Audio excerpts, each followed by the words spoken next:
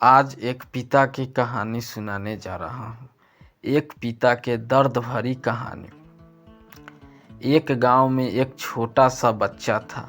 उसके पिता तो थे लेकिन माँ की मृत्यु हो गई थी। पिता सारा दिन काम करता और अपने बेटे को पाल पोस कर बड़ा करता है। वह सारे सुख अपने बेटे को देता है जो एक माँ दे सकती थी। उस पिता ने कभी कुछ नहीं मांगा, सिर्फ इतना ही मांगा कि मेरे बेटे को कोई परेशानी ना हो। दिन बीतते गए, बेटा पढ़ लिख कर अच्छा जॉब भी करने लगता है और वह शहर में रहने लगता है। कुछ दिन बाद वह अपने पिता से मिलने आता है और कहता है, पापा, मुझे कुछ पैसों की ज़रूरत है।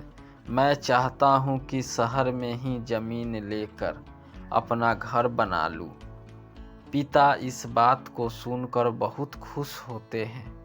सोचते हैं कि मेरा बेटा है, एक ना एक दिन नाम करेगा। जिंदगी भर की बचाई हुई पूंजी को निकाल कर अपने बेटे को दे देते हैं। बेटा शहर चला जाता है और उन पैसों से अपना घर बना लेता है। पिता इधर इंतज़ार करता रहता है कि मेरा बेटा फिर से आएगा, एक ना एक दिन तो मेरे पास आएगा ही। जाएगा कहाँ? उसके पास अब कोई नहीं जाता था, क्योंकि ना ही अब उस पिता के पास पैसे थे और ना ही रहने का जगह था।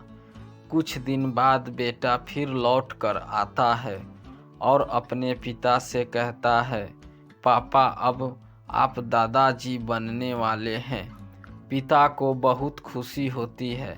इस बात को सुनकर वह कहते हैं, तू मुझे मेरी बहू और पोता से कब मिलाएगा? बेटा कहता है, बस पापा, थोड़े दिन और। पापा, मुझे कुछ पैसों की ज़रूरत है, क्योंकि आजकल थोड़ा जॉब में खींच बीच हो रहा है, जिसके कारण से मुझे कुछ दिन के लिए सस्पेंड कर दिया गया है। पिता के पास कुछ नहीं रहता है देने के लिए, लेकिन फिर भी कहता है, अच्छा बेटा, तू रुक, मैं अभी आया कुछ पैसे का बंदोबस्त करके। पिता बाद में महाजन से कुछ पैसे उधार लेकर अपने बेटे को दे देता है और बेटा पैसा लेकर शहर चला जाता है। बरसों गुजर जाते हैं। पिता सोचते हैं कि मैं अब तो दादाजी बन गया हूँ। मेरा बेटा मेरे पोते को लेकर कब आएगा? फिर सोचने लगते हैं, समय नहीं मिलता होगा, इसलिए मेरा बेटा अभी तक नहीं आया, वरना आया ज़रूर होता। तब तक महाजन 2-3 आदमी को लेकर उस पिता के घर पर आता है और कहता है कि आपके वादे के मुताबिक मैं पूरे 3 महीने बाद आया हूँ अपने पैसे ले जाने। पिता कहते हैं, मेरे पास पैसे नहीं हैं देने के लिए। महाजन कहता है, जब पैसे देने नहीं थे तो आपने मुझसे उधार क्यों लिया?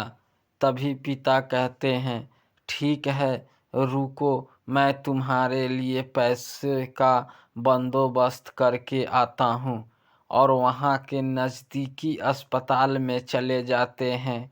वहाँ जाकर अपना ब्लड डोनेट करते हैं और अपनी एक किडनी बेच देते हैं और उस महाजन का कर्ज चुकता कर देते हैं।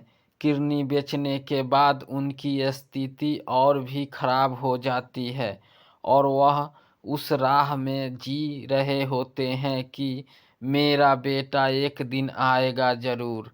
इस आस में जीते जी को अपने पिता को आग देना भी नसीब नहीं।